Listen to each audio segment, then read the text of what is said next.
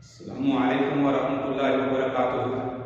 अज़ीज़ तलबा, अल्लाह ताला की ज़ात से उम्मीद है कि आप सब खैरियत से होंगे और आपने गुज़श्ता काम सुन लिया होगा और उसके मुताबिक वो आप समझ चुके होंगे। आज हम उसी फेल अमल के मुतालिक जो तदरीबात दी गई हैं उसको हल करेंगे। तो अज़ीज़ तलबा, आइए अभी हम हल करते हैं। सबक नंबर 33 हल मश्क। इसमें आप लोग भी उस किताब में देख सकते हैं जो मैंने किताब आपको बताई है, जिससे हम इन सरफ पढ़ रहे हैं। पहला सवाल ये है, लाम ताकीद और लाम अमर में क्या फ़र्क होता है। अजीज़ तलबा, हम इससे पहले वैस लाम ताकीद बानून ताकीद सकीला पढ़ चुके हैं। उसका भी शुरू में लाम आता है और अमर के शुरू में जो मुज़क्कर हाजिर के और मुअन्नस हाजिर के जो सीगे हैं, इनके अलावा जो बाकी सीगों में लाम आता है, इन दोनों लाम में क्या फ़र्क होता है। तो जैसे नसरा है, नसरा ये हुर्फ असली है। इससे अभी अगर हम लाम ताकीद बानून ताकीद सकीला मुज़ारे मारूफ से बनाते हैं तो क्या बनेगा, लयन सुरन्ना। लयन सुरन्ना क्या बना, लयन सुरन्ना। लाम के ऊपर जबर है, क्या बना, लाम के ऊपर जबर आ गई, तो ये लाम मफ्तूह होता है। और जो अमर का लियन सुर चाहिए कि वो एक मदद करे, या इसी तरह अगर लाम ताकीद बानून ताकीद अमर का बनाना है तो लियन सुरन्ना हो जाएगा, लाम के नीचे जेर आएगी। ये बुनियादी फर्क आपने याद रखना है कि ये जबर है, अगर लाम के ऊपर जबर हो तो ये ताकीद होता है, और लाम के नीचे जेर हो तो ये अमर का लाम होता है। ये फर्क, एक फर्क आपने याद रखना है। लाम के ऊपर जबर हो तो ये ताकीद का, और जेर हो तो ये अमर का हो गया। तो हमारा पहला सवाल हल हो गया कि लाम ताकीद और लाम अमर में क्या फर्क होता है। वो उम्मीद है आपको समझ आ गई। दूसरा सवाल है, अमर हाजिर मारूफ का बनाने का क्या कायदा है। अमर हाजिर मारूफ का तरीका आप देखेंगे क्या कहता है। तो मैंने बताया था, फेल मुज़ारे मारूफ से बनता है तनसुरु। अब तनसुरु है, इसमें अलामत मुज़ारे को ख़त्म कर दिया जाता है। अलामत मुज़ारे को ख़त्म करके इसके शुरू में हमजा लगा दिया जाता है। तो क्या बन जाता है, हमजा के ऊपर जो ज़बर ज़ेर या पेश लगानी है वो इसके आइन कलमा के मुताबिक लगानी है। कि आइन कलमा के ऊपर पेश है तो इस हमजा के ऊपर पेश लगेगी। अगर आइन कलमा पर ज़बर या ज़ेर है तो दोनों सूरतों में हमजा पर ज़ेर लगेगी। तो ये पेश है, इस वजह से पेश लगेगी और आखिर को साकिन कर देंगे। यनसुर रा के ऊपर जो पेश आ रही है उस पेश को ख़त्म कर देंगे और उसको सुकून दे देंगे। तो ये अमर हाजिर मारूफ बनाने का फायदा है।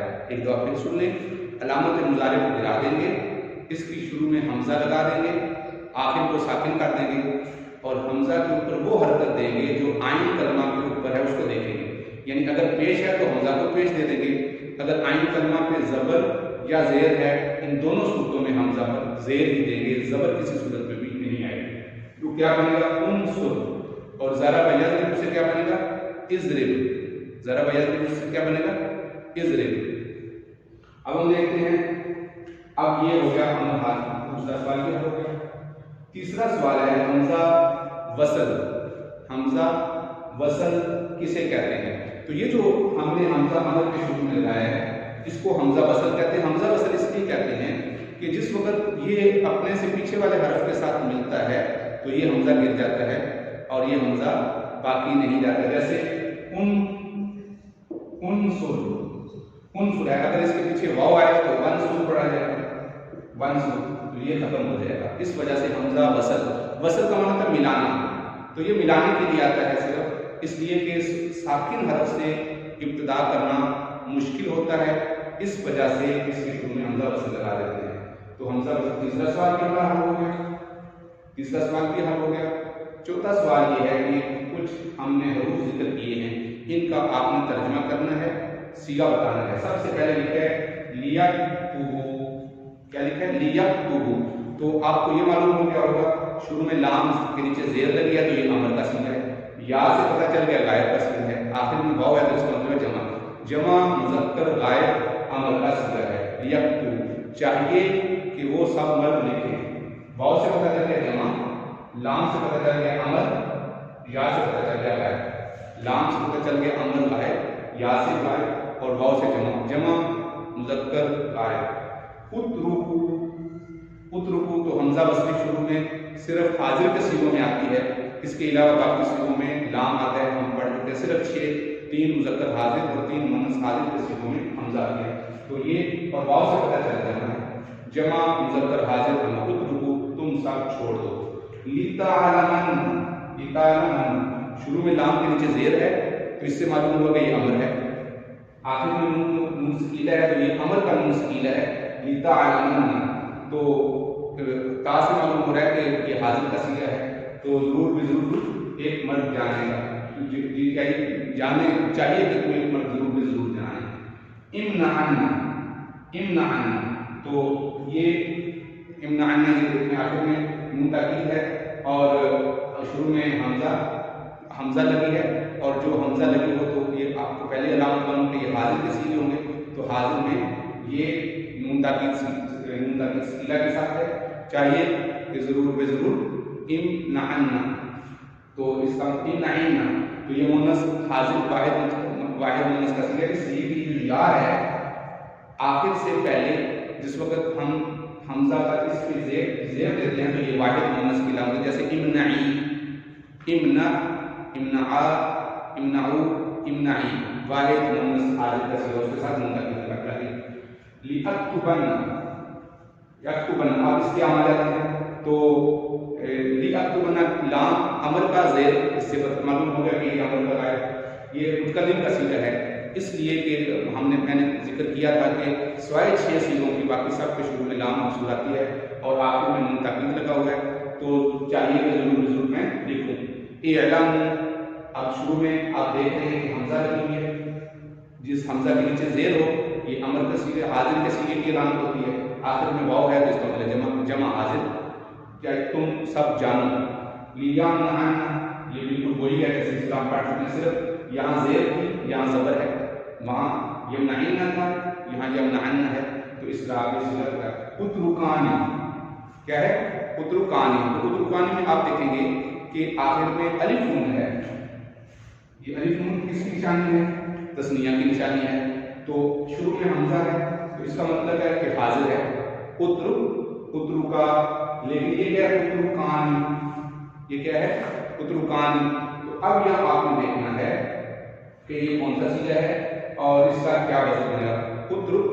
اترکا، اترکو، اترکی اور اترکا اور اترکنا، تو یہ اس سے معلوم ہوا کہ یہ صیغہ امر میں نہیں آیا، اب اس کو آپ نے تلاش کرنا ہے، دیکھنا ہے۔